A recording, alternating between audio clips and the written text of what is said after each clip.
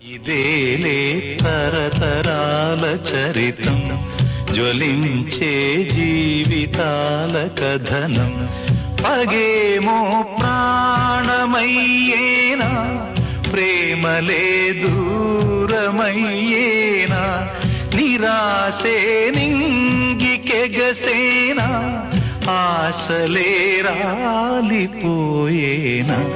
ఇదేలే తరతరాల చరితం, జ్వలించే జీవితాల కథనం.